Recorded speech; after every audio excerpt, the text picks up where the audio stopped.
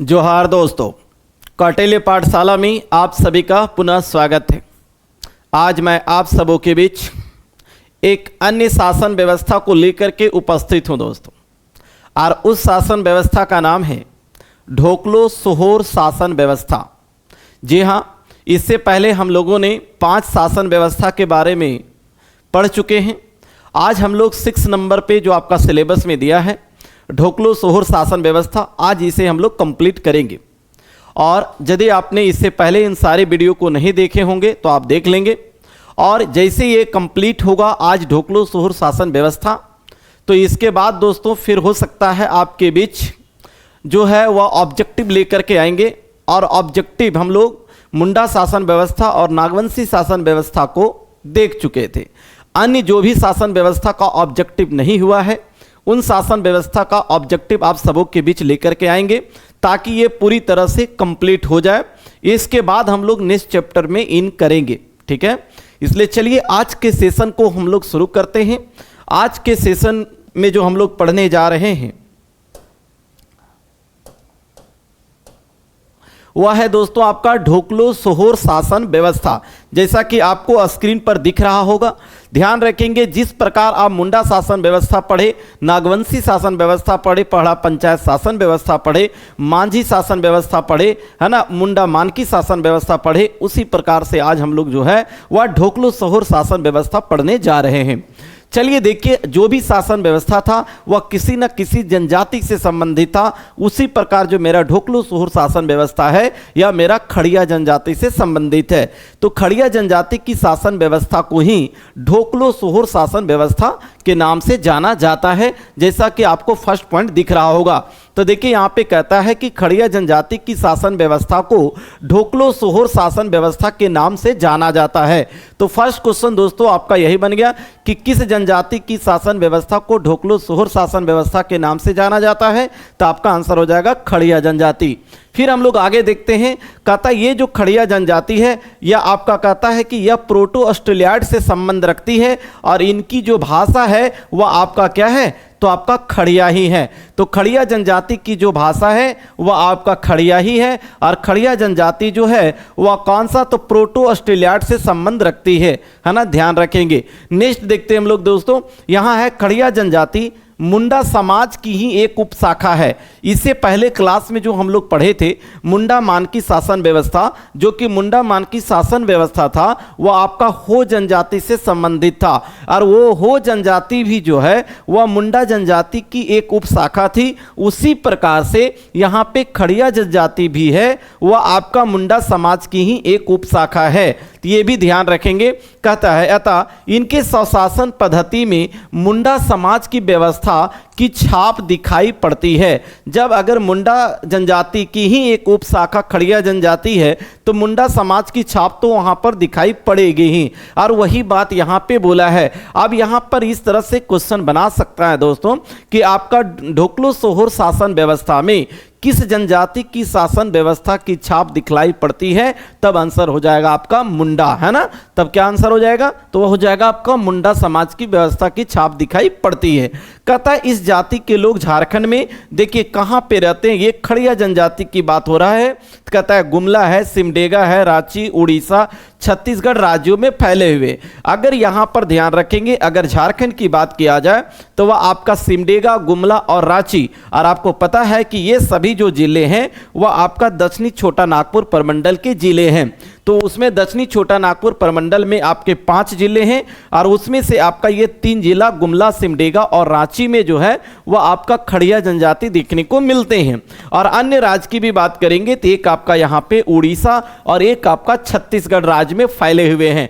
तो झारखंड, उड़ीसा और छत्तीसगढ़ अगर राज्य की बात किया जाए, और अगर जिला की बात किया जाए तो सिमडेगा, गुमला और रांची हो जाएगा, ठीक है। चलिए नेक्स्ट हम लोग बढ़ते हैं। नेक्स्ट है खड़िया 3 प्रकार के होते हैं।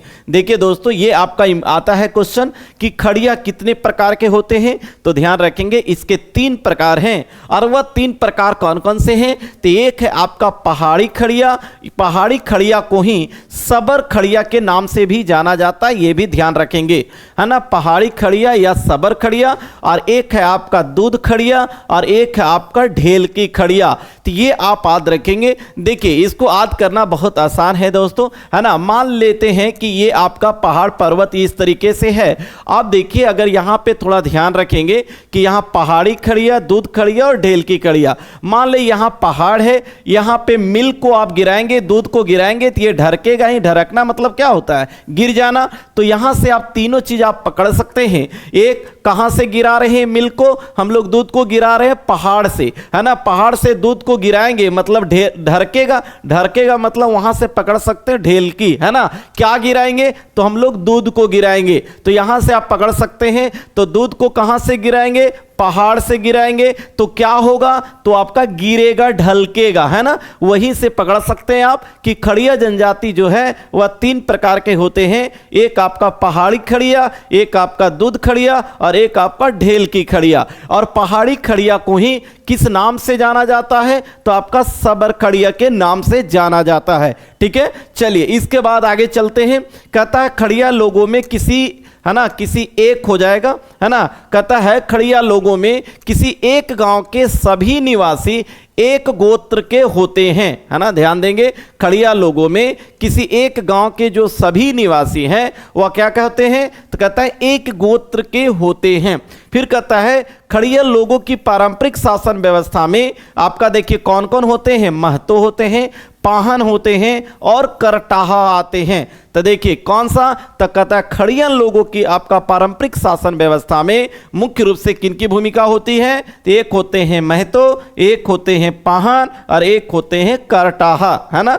जिस प्रकार से आप पढ़े थे मुंडा शासन व्यवस्था में जो गांव का प्रमुख व्यक्ति होता था वो आपका मुंडा होता था, उसी प्रकार से अगर हम बात करेंगे ये आपका ढोकलो सोहर शासन व्यवस्था में, तो गांव का जो प्रमुख व्यक्ति होता है वह मेरा महतो होता है ना। कौन होता है, महतो होता है। और जिस प्रकार से आप पढ़े थे कि मुंडा शासन व्यवस्था में जो धार्मिक मामलों का जो प्रमुख होता था उसको हम लोग पाहन बोलते थे, तो उसी प्रकार से यहां भी पाहन का काम क्या है, ये आपका धार्मिक कार्य को देखता है। उसके बाद आपका एक आता है वह है दोस्तों आपका करटाहा। तो करटाहा की भूमिका जो है वह आपका ढोकलो सोहर शासन व्यवस्था में बहुत ही महत्वपूर्ण स्थान है, और यहां से हमेशा क्वेश्चन पूछा जाता है। अभी एक एक करके हम लोग इसके बारे में और डिटेल्स आगे पढ़ने वाले हैं। चलिए आगे अब देखते हैं। तो यहां याद हो गया होगा पहाड़ी खड़िया, दूध खड़िया और ढेल की खड़िया।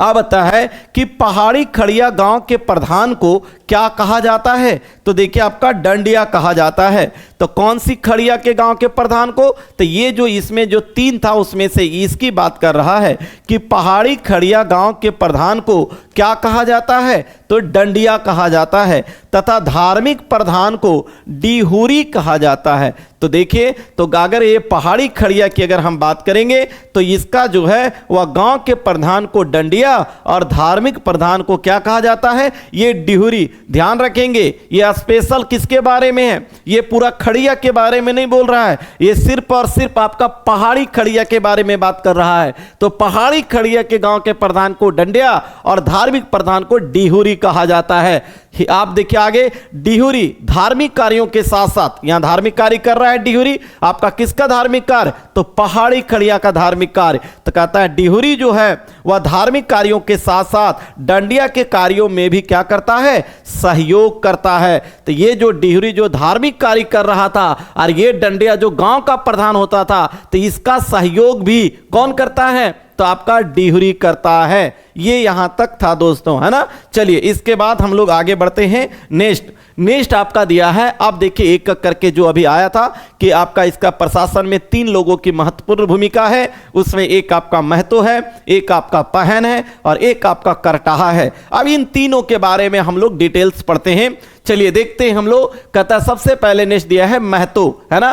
क्या दिया है, कहता है महतो गांव का प्रमुख व्यक्ति होता है जिन लोगों ने कभी गांव बसाया था इन्हें ही गांव का मुख्य व्यक्ति कहकर महतो की उपाधि क्या है, दी जाती है। यानी गांव का जो प्रमुख व्यक्ति है वह आपका कौन है, तो वह है दोस्तों आपका महतो। आप बताएं कि महतो एक और शासन व्यवस्था में गांव का प्रमुख व्यक्ति था, और वह था आपका कौन सा दोस्तों, तो वह था आपका पहड़ा पंचायत शासन व्यवस्था, है ना। कौन सा, तो ध्यान रखेंगे वह था आपका पहड़ा पंचायत, है ना। पहड़ा पंचायत शासन व्यवस्था में आपने पढ़ा होगा, है ना। पहड़ा पंचायत शासन व्यवस्था किस जनजाति से संबंधित थी, तो वह थी आपका उरांव जनजाति से संबंधित, और उरांव जनजाति की शासन व्यवस्था को ही पहड़ा पंचायत शासन व्यवस्था कहा जाता था। और पहड़ा पंचायत शासन व्यवस्था में जो आपका गांव का प्रधान होता था, है ना, गांव का जो प्रधान होता था वह कौन होता था, तो वह आपका महतो होता था दोस्तों, है ना। कौन होता था, महतो। तो देखिए दो शासन व्यवस्था में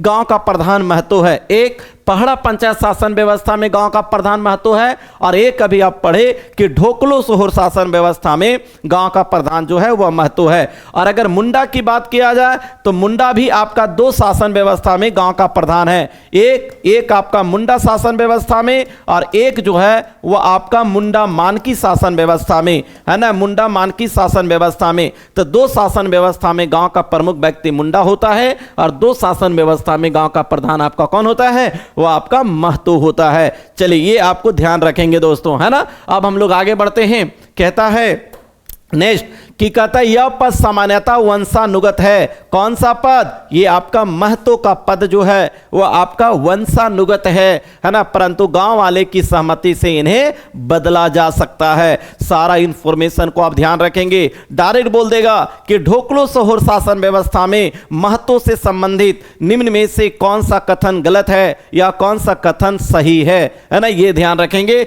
इसलिए सारा इंफॉर्मेशन को आप ध्यान रखिएगा। तो एक यहां पढ़ लिए कि महतो गांव का प्रधान होता है, और ये ध्यान रखेंगे इसका जो पद है ये वंशानुगत है, और लेकिन गांव वालों की सहमति से इन्हें बदला जा सकता है। अब बात आता है वह है करटाहा का। करटाहा बहुत इंपॉर्टेंट है।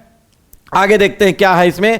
प्रत्येक गांव में एक करटाहा होता है। कितना होता है, तो आपका एक करटाहा होता है। वही गांव का नेता और संचालक होता है। गांव का नेता और संचालक आपका करटाहा ही होता है। गांव के लोग पंचायत में 20 से 25 गांव के योग्य व्यक्ति को, देखिए कितने गांव के योग्य व्यक्ति को, तो कहता है 20 से 25 गांव के, है ना, ये भी ध्यान रखना है कि 20 से 25 गांव के योग्य व्यक्ति को इस पद पर नियुक्त करते हैं, है ना। यह पद जो है वंशानुगत नहीं होता है। अब देखिए यहां पर वंशानुगत वाली बात दो में आया। एक महतो का पद वंशानुगत होता है, वहीं करटाहा का पद वंशानुगत नहीं होता है, तथा करटाहा को किसी प्रकार का वेतन नहीं दिया जाता है। ना तो करटाहा का पद जो है वंशानुगत होता है और ना ही करटाहा को कोई वेतन दिया जाता है। कहता यह गांव की शासन व्यवस्था को संचालित करता है तथा गांव के विवादों तथा अन्य समस्याओं का समाधान करता है। देखिए यहां से आपका बनेगा, आपका गांव के विवादों तथा समस्याओं का समाधान कौन करता है, तो जनरली आपके दिमाग में आ जाएगा नहीं महतो, लेकिन महतो नहीं, यहां कौन कर रहा है, तो यहां आपका करटाहा कर रहा है। तो गांव के विवादों तथा अन्य समस्याओं का समाधान कौन करता है, तो ये आपका करटाहा करता है। कहता प्रत्येक गांव का करटाहा अपने गांव से संबंधित घटनाओं तथा समस्याओं की सूचना सोहोर को देने का कार्य करता है ना। ढोकलो सोहोर, और सोहोर अभी पढ़ेंगे दोस्तों हम लोग कि ढोकलो सोहोर में ढोकलो का अर्थ जो होता है वह बैठक होता है, और सोहोर का अर्थ जो होता है वह आपका अध्यक्ष होता है। तो यहाँ सोहोर को देने का मतलब क्या है कि अध्यक्ष को देना, है ना। सोहोर का मतलब क्या है, तो ध्यान रखेंगे यहाँ पे ये अध्यक्ष है ना। तो देखिए क्या बोला कि प्रत्येक गांव का करटाहा जो है वह अपने गांव से संबंधित घटनाओं तथा समस्याओं की सूचना किसको देता है, तो सोहोर को देने का कार्य करता है। कौन, करटाहा। इसका मतलब है कि ये करटाहा जो है वह आपका संदेश वाहक का काम करता है ना, संदेश वाहक का काम करता है। तो डायरेक्ट क्वेश्चन बनेगा कि ढोकलो सोहोर शासन व्यवस्था में संदेश वाहक का कार्य कौन करता है, तो आंसर हो जाएगा आपका करटाहा करता है ना। ध्यान रखेंगे दोस्तों कौन करता है, तो आपका करटाहा करता है ना। ये अब हम लोग आगे बढ़ते हैं नेक्स्ट पेज की ओर, है ना। चलिए अब देखिए, कहता है ये सारा इंफॉर्मेशन करटाहा के संबंध में, इसीलिए मैंने पहले बताया आपको कि करटाहा का ही भूमिका बहुत ही महत्वपूर्ण हो जाता है यहाँ पे इस शासन व्यवस्था में। अब देखिए, गांव में जब किसी परिवार को क्या करार दिया जाता है, अशुद्ध करार दिया जाता है, तब उसके शुद्धिकरण के लिए क्षेत्र विशेष पर पाहन के समान, किसके समान, पाहन के समान पूजा पाठ कर शुद्धिकरण, और पूजा पाठ कर जो शुद्धिकरण किया जाता है उसको बोला गया है यहाँ पे भात भितार, है ना, भात भितार किया जाता है। भात भितार किया जाना मतलब शुद्धिकरण किया जाना। ऐसे परिवार को शुद्धिकरण का कार्य कौन करता है, ये करटाहा द्वारा किया जाता है ना। क्या हुआ दोस्तों यहाँ पे कि जब गांव में किसी परिवार को अशुद्ध करार दिया जाता है, तो अशुद्ध करार दिया गया तो उसको शुद्धिकरण का काम कौन करेगा, तो करटाहा करेगा। और शुद्धिकरण का जो कार्य किया जाता है करटाहा के द्वारा, उसको भात भितार के भी नाम से जाना जाता है ना, जो आपका शुद्धिकरण का काम करता है। और कौन करता है, तो कहता है करटाहा करता है। किसके जैसा, जिस प्रकार पाहन आपका जो है पूजा पाठ करता है, उसी के अनुरूप जो है करटाहा पूजा पाठ करके शुद्धिकरण का काम करता है। अब यहां दिमाग में जब भी इस तरह देगा तो आएगा पूजा पाठ, तो तुरंत आपके दिमाग में पाहन आएगा, लेकिन पाहन नहीं करटाहा है, ये जरा ध्यान रखेंगे, ठीक है। फिर कहता है कि खड़िया के कुल कितने गोत्र हैं, तो देखिए आपका 9 गोत्र हैं दोस्तों, है ना। खड़िया समाज में जो है कितने गोत्र हैं, तो 9 गोत्र हैं, ये ध्यान रखेंगे। आप कौन कौन गोत्र हैं, तो एक आपका खड़िया समाज का गोत्र है डुंगडुंग, एक है कुल्लू, एक है टेटे, एक है बा, एक है किरकेट्टा, एक है सोरेंग, है ना, और एक है किंडो, और एक है टोपो, और एक है विलुंग, है ना। तो ध्यान रखेंगे ये सारा किसके आपका गोत्र का नाम है, तो ये आपका खड़िया जनजाति के गोत्र का नाम है ना। बोल देगा निम्न में से कौन खड़िया के गोत्र में शामिल नहीं है, तो इसलिए एक बार थोड़ा ध्यान रखेंगे, लेकिन बहुत महत्वपूर्ण ये नहीं है बस, लेकिन हाँ ये जरूर ध्यान रखेंगे कि कितने गोत्र हैं। आगे कहता है आपस के सभी गोत्र वाले गांव मिलकर अपने बीच विवादों के समाधान हेतु एक क्षेत्रीय प्रशासन तंत्र बनाया। देखिए क्या बोला कि आपस के सभी गोत्र वाले गांव मिलकर क्या किया, अपने बीच विवादों के समाधान हेतु एक क्षेत्रीय प्रशासन तंत्र बनाया, जिसे क्या कहा गया, तो जिसे आपका खूट कहलाया, है ना। जो आपका जो क्षेत्रीय प्रशासन तंत्र बनाया उसको कहा गया, खूट कहलाया। इसका अध्यक्ष किसी करटाहा में ही चुना जाता है। देखिए अब यहां से पूछेगा कि खूट का जो अध्यक्ष है वह किसको चुना जाता है, तो आंसर होगा करटाहा को ही, है ना। जो भी करटाहा होते हैं उसी में से ही आपका जो है वह खूट का अध्यक्ष चुना जाएगा। कहता है इस पद को, है ना, इस पद को खड़िया घाट कहते हैं। किसको खड़िया घाट कहते हैं, तो जो खूट का अध्यक्ष किसी करटाहा को जो चुना जाता है उसे ही क्या कहा जाता है, तो उसे खड़िया घाट कहा जाता है। तो दो चीज, एक आपका खूट और एक आपका खड़िया घाट, ये दो चीज आपको समझ में आ गया होगा। अब हम लोग आगे बढ़ रहे हैं। फिर आगे दिया है यहाँ पे कि 1934-35 ईस्वी में, है ना, कब 1934-35 ईस्वी के आसपास जब समस्त आदिवासी अपने समाज को संगठित करने, है ना, कौन, तो ध्यान रखेंगे 1934-35 के आसपास जब समस्त आदिवासी अपने समाज को संगठित करने, सशक्त बनाने, है ना, एवं अपने समस्याओं को समाधान हेतु अखिल भारतीय महासभा, है ना, अखिल भारतीय महासभा का गठन किया गया, जिसे ढोकलो के नाम से जाना जाता है। आप देखिए यहां ढोकलो सोहोर शासन व्यवस्था नाम है। अब ढोकलो किसको कहते हैं, सोहोर किसको कहते हैं, यहां आपका ढोकलो समझाया गया है कि 1934-35 ईस्वी के आसपास जब समस्त आदिवासी अपनी समाज को, किसको, अपने समाज को, है ना, अपने समाज को संगठित करने, सशक्त बनाने एवं अपने समस्याओं के समाधान हेतु क्या किया इन लोगों ने, तो कहता है अखिल भारतीय महासभा का गठन किया। और जिसे क्या कहा गया, तो जो अखिल भारतीय महासभा का गठन किया गया उसी को आपका ढोकलो कहा गया। और ढोकलो का अर्थ होता है दोस्तों बैठक, है ना, ध्यान रखेंगे ढोकलो का अर्थ बैठक होता है। चलिए अभी हम लोग आगे देखते हैं नेक्स्ट, तो यहाँ पे देखिए ढोकलो का सभापति है ना, ढोकलो का सभापति जो संपूर्ण खड़िया समाज का राजा होता है। तो ढोकलो तो समझ गए ढोकलो किसे कहते हैं, लेकिन ढोकलो का जो सभापति होगा वह आपका क्या है, कहता है कि जो संपूर्ण खड़िया समाज का क्या होता है, तो राजा होता है। कौन? ये आपका जो ढोकलो का सभापति होता है।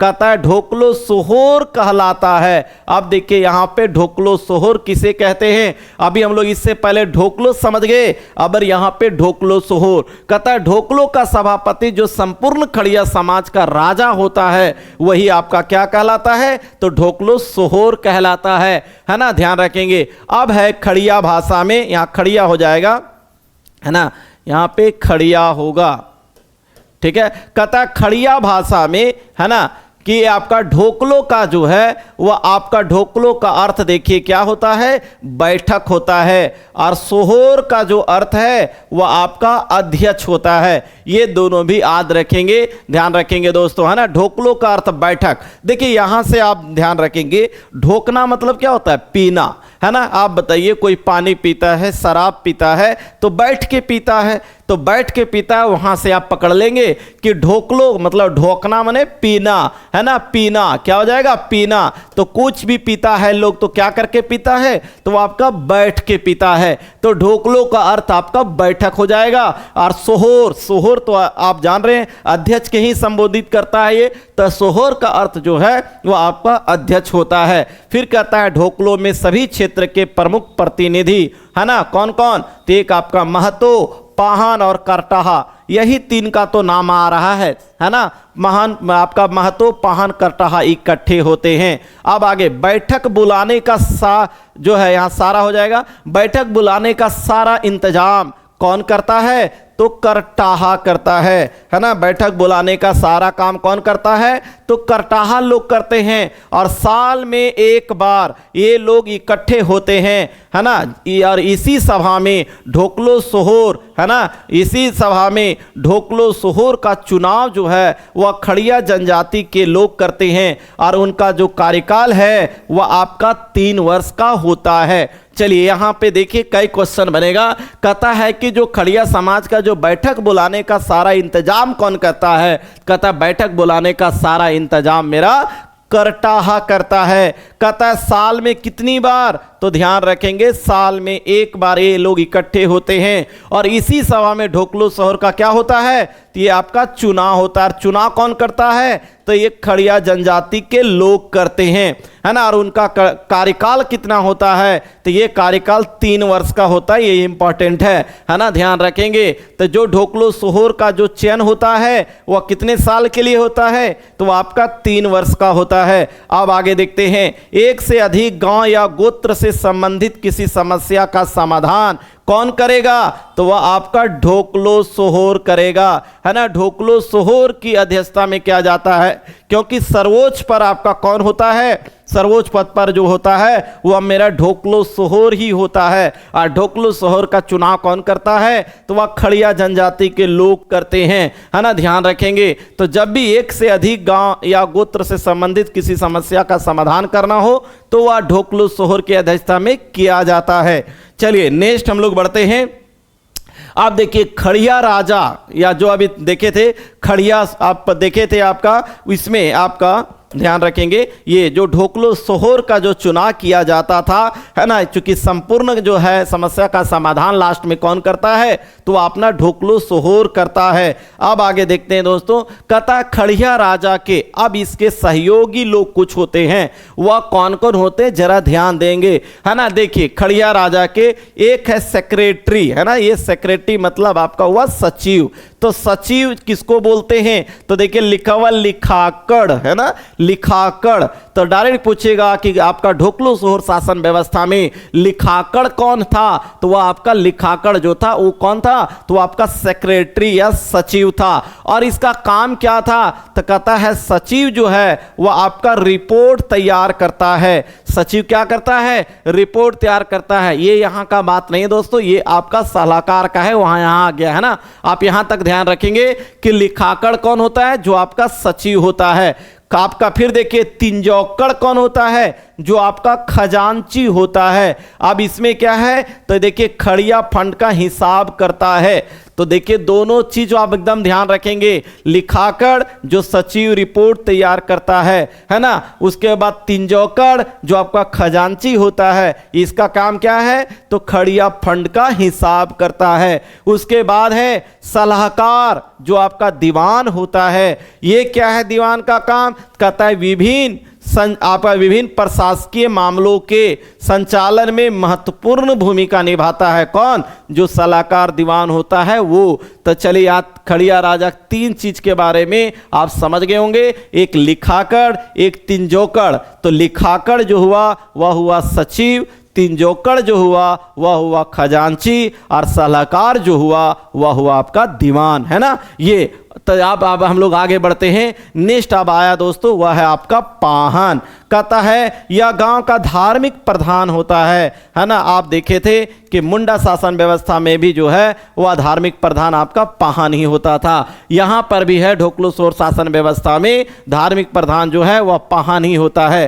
कहता है इसे विभिन्न पर्व त्योहारों, कौन कौन, कर्मा, फागु पूजा, है ना, शादी विवाह, है ना, यहाँ पे क्या है, कुआं वृक्ष का विवाह आदि के अवसर पर पूजा पाठ हेतु बुलाया जाता है। देखिए पाहन का काम क्या है, तो धार्मिक प्रधान। तो धार्मिक प्रधान जो है वह किसके, विभिन्न पर्व त्यौहार में तो करता है, जैसे कर्मा फागु पूजा। इसके साथ साथ क्या है, तो शादी विवाह हुआ, चाहे कुआं या वृक्ष का पूजा के अवसर पर पूजा पाठ हेतु क्या किया जाता है, वह पाहन को बुलाया जाता है। फिर कहता है पाहन को यहां ध्यान रखेंगे कालों के नाम से भी जाना जाता है। तो किस शासन व्यवस्था में पाहन को कालों के नाम से जाना जाता है, तब आंसर हो जाएगा दोस्तों वह ढोकलो सोहर शासन व्यवस्था, है ना।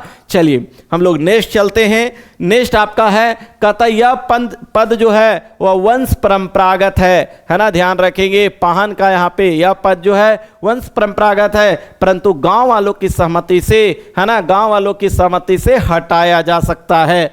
पाहन को गांव वालों की ओर से, है ना, गांव वालों की ओर से कौन जमीन दी जाती है, तो पहनई जमीन प्रदान की जाती है।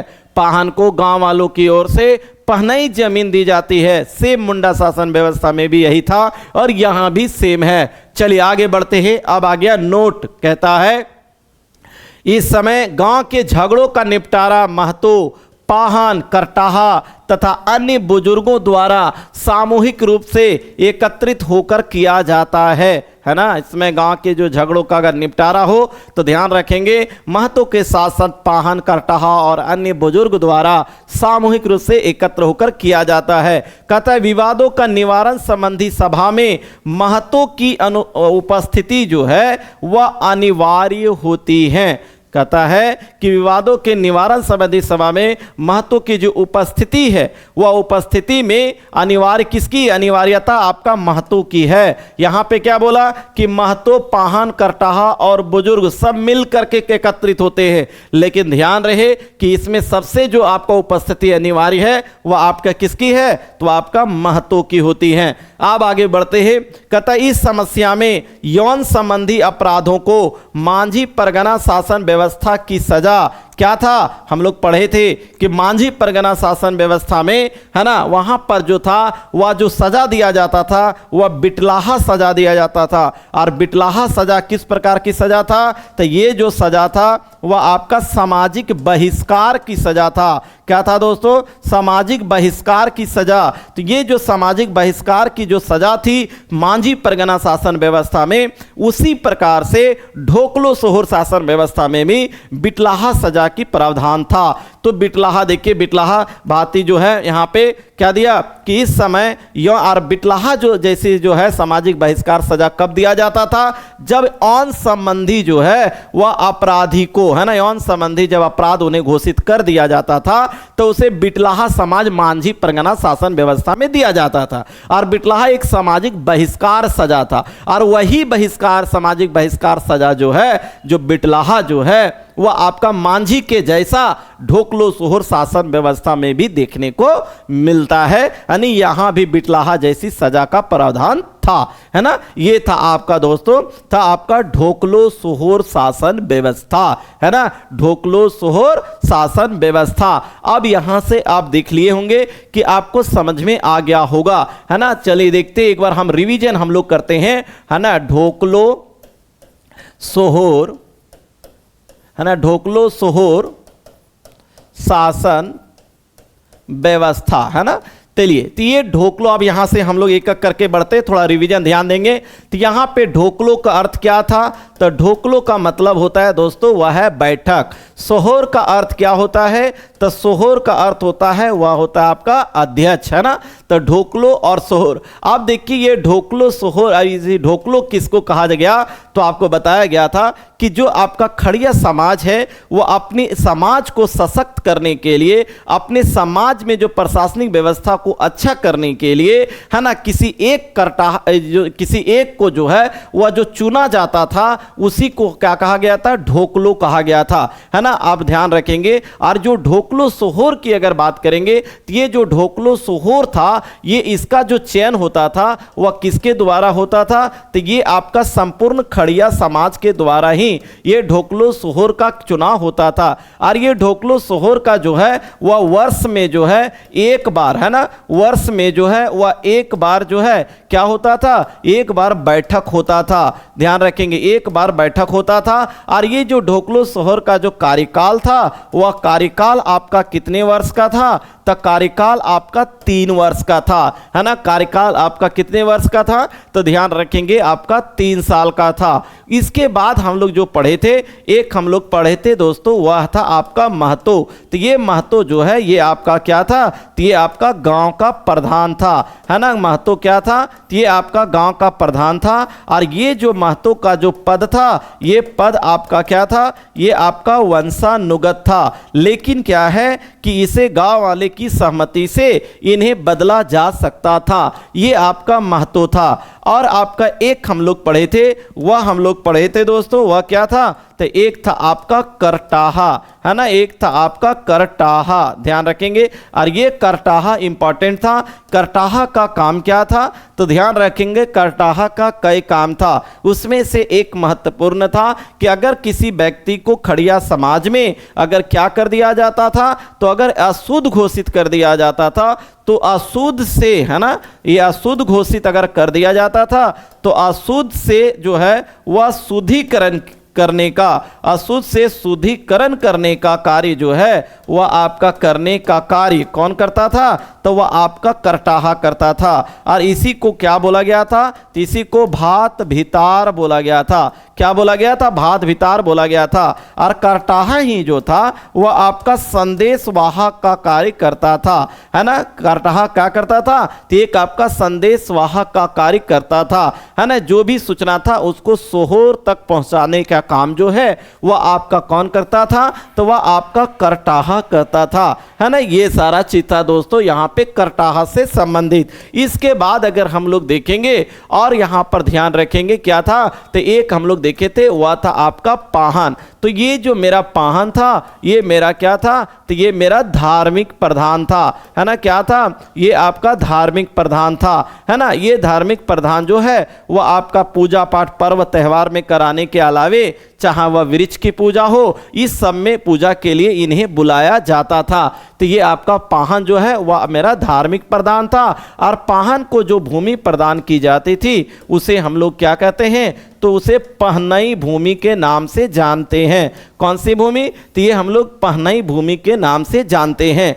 ये सारा चीज हम लोग पढ़े थे दोस्तों। ये था आपका जो है वह ढोकलो सोहर शासन व्यवस्था, है ना। उम्मीद है कि आपको अच्छे से समझ में आ गया होगा। और अब इतना पढ़ लेने के बाद अगर आप ऑब्जेक्टिव बनाएंगे किसी भी बुक से तो बिल्कुल बनेगा आपको, है ना। चलिए तो ध्यान रखेंगे दोस्तों, अगर आपको वीडियो अच्छा लगा हो तो जरूर अभी तक जो अगर सब्सक्राइब नहीं किए हैं तो आप सब्सक्राइब भी कर लेंगे इस वीडियो आप अपना, और वीडियो को लाइक ज़्यादा से ज़्यादा करेंगे और ज़्यादा से ज़्यादा लोगों के बीच में शेयर भी कर देंगे। और इतने देर मेरे साथ आप सभी बने रहने के लिए आप सबों को बहुत बहुत धन्यवाद, है ना।